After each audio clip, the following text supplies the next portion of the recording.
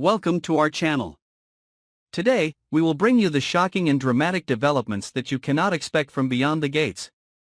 The shimmering lights reflecting on the marble floor of the luxury hotel lobby where the engagement party was held made all eyes turn to Dana, the woman who was both charming. The black evening gown hugged her proud curves like a cold shell, hiding the deep calculations that were smoldering in her mind. That night, Dana did not smile because of happiness. She smiled because of power, because the goal was gradually within reach. Marcus, a media tycoon with a huge fortune, who was blindly infatuated with her. Marcus had no idea that the love he believed to be true was just part of an elaborate drama staged by the woman he was about to call his wife. And even more unexpected, in the dark, a deadly plan is being gradually arranged by Dana and her mother, who are playing the role of angels in front of him but are actually hiding the souls of demons. Eva, Dana's daughter, is an important piece in the plan. Although only in her 20s, the girl has been trained since childhood in an environment full of calculations, witnessing her mother's climb to the top with cold and sharp tricks. Eva does not oppose the plan. On the contrary, she is the one who proposed the details of that accident on the yacht, a perfect drama that leaves no traces, no witnesses, no suspicion. According to the plan, Dana will marry Marcus in a private ceremony at his coastal villa in Cape Cod, witnessed by several powerful figures in the media and politics.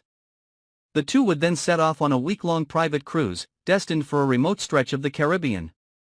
It was a place Marcus would never return to, if the plan worked.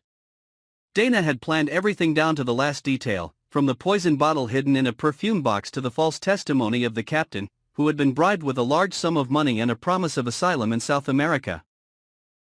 Eva was the one who contacted the man, through a chain of intermediaries hidden behind anonymous accounts, ensuring that all traces would disappear after the incident. What made the plan even more perfect was that Dana had made Marcus believe that the trip was his idea, as a way to avoid the paparazzi and enjoy his honeymoon in absolute peace. He had no doubt, because it was Dana who had spent months building the image of a gentle, loyal future wife who loved him for who he was, not for his wealth. But Dana had no idea that, while she and Eva were painting that deadly picture, someone else was also watching them, gathering clues, and waiting for the opportunity to turn the tables. That person was Naomi, Marcus's personal assistant, the woman who was always silent in every meeting, always behind the scenes, but knew more than anyone else. Naomi had been suspicious of Dana from the beginning, and Eva's presence, with her carefully concealed background, only made her more wary. Using her secret relationships in the private investigation industry, Naomi had been secretly following Dana and her daughter's every move, collecting data, recording phone calls, and even hiring people to monitor Eva's meetings with shady characters abroad. The cruise ship set off in the brilliant sunset, like a velvet curtain covering the tragedy that was about to unfold. Marcus took Dana's hand, unaware that the other hand hid a sharp knife of betrayal. Eva, now on land, acted as a liaison, ready to receive the signal of success from her mother and activate the second phase of the plan, seizing the assets through a chain of shell companies that had been opened in the name of the heir. Dana mixed the drink with an odorless, tasteless poison, hiding her worried eyes behind a fake smile. But just as she was about to hand the drink to Marcus, the alarm went off. The entire security system of the cruise ship was suddenly activated. Security personnel rushed onto the deck, fully armed. Dana was horrified, looking around in the chaos. She did not know that Naomi had installed the surveillance system in advance, and her every move in her private room was recorded. The confrontation was inevitable. Marcus was stunned when he saw the video Naomi provided, Dana secretly mixing liquids in the bathroom, Eva exchanging codes with the captain, recorded conversations, anonymous bank accounts. Marcus's world crumbled. But instead of getting angry or punishing her right away, he kept quiet, and came up with a new plan: pretend to know nothing, continue the trip as usual, and see how far Dana would go. Dana didn't know Marcus was awake. She still believed she had everything under control. But from that moment on, things began to slip away from her. The captain disappeared after a stormy night, and his body was discovered a few days later, without a trace, but enough to make Eva panic. Bank accounts were suddenly frozen, middlemen were missing or under investigation. Dana began to suspect, but it was too late. She was in the middle of the ocean, completely isolated, with no one to trust, and facing a man who was no longer prey, but a true predator. Marcus didn't want to kill Dana. He wanted her to live, to feel the loss, to see the whole plan fall apart, and to be destroyed in the slowest, most cruelest way. He annulled the engagement, but not publicly. Instead, Dana returned to the mainland in silence, with no honor, no money, no one to trust her. Eva was arrested at the airport when she tried to leave the country with a suitcase of cash. Naomi became the new property manager, replacing Dana in every contract, every meeting. But the story was not over. Dana disappeared not long after leaving the yacht. No one knew where she went. A year later, at an art exhibition in Venice, Marcus received an unsigned painting, depicting a woman standing on the deck, holding a glass of red wine, smiling, and her eyes were as empty as death. Marcus just smiled. The game was not over. After leaving the yacht, Dana seemed to disappear into nothingness. No one saw her at the airport, and there was no record of her returning to the mainland through customs checkpoints.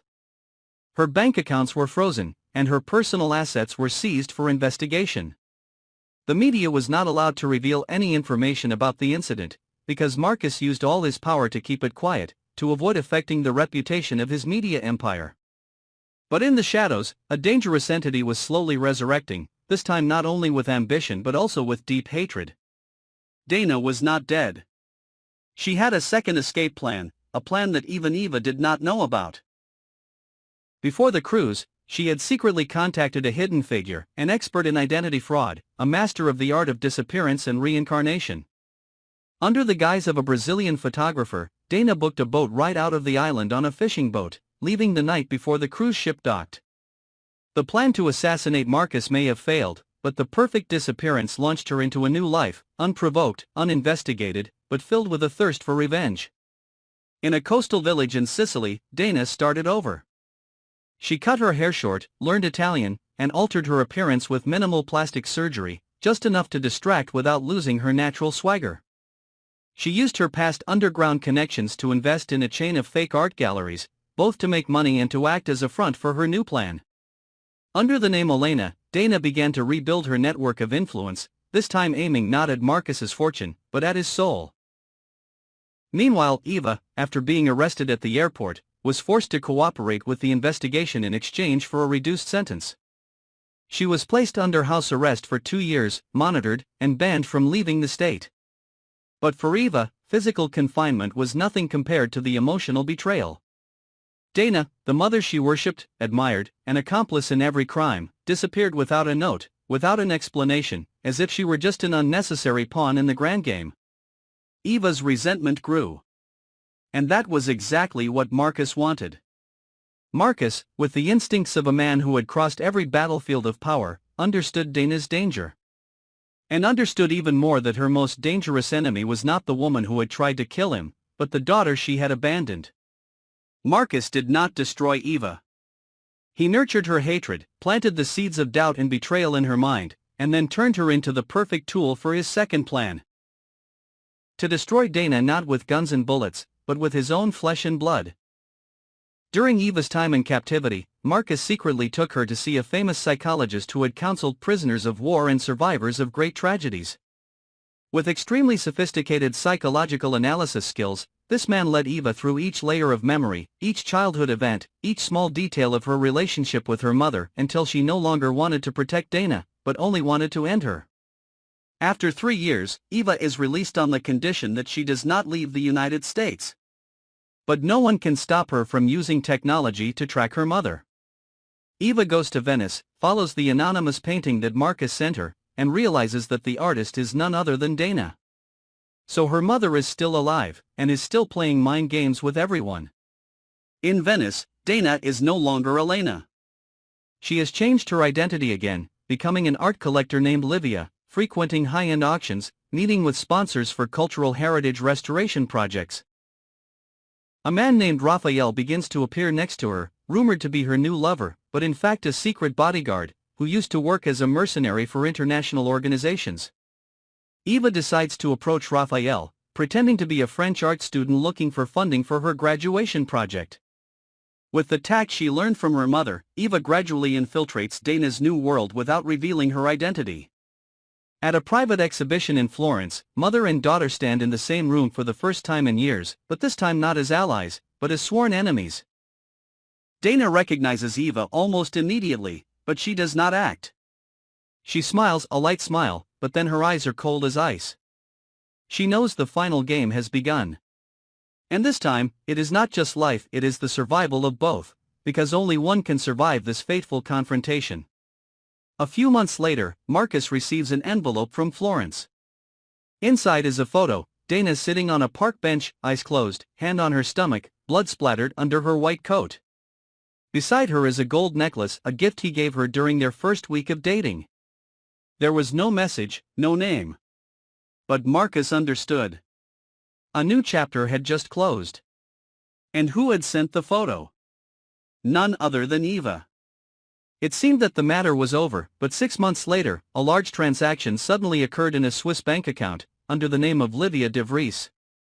The name had been erased from European immigration records, but it was still present in secret encryption systems. Marcus received a message from his people: Dana was still alive.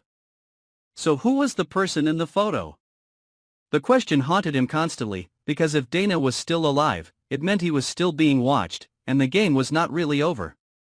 Eva, now a strategic consultant for a small media company in New York, received an anonymous letter with no sender.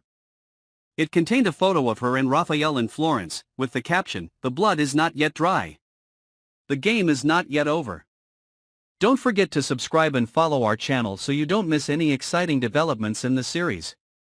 Let us take you deeper into the dark maze of conspiracies, where no one is innocent, and nothing is random.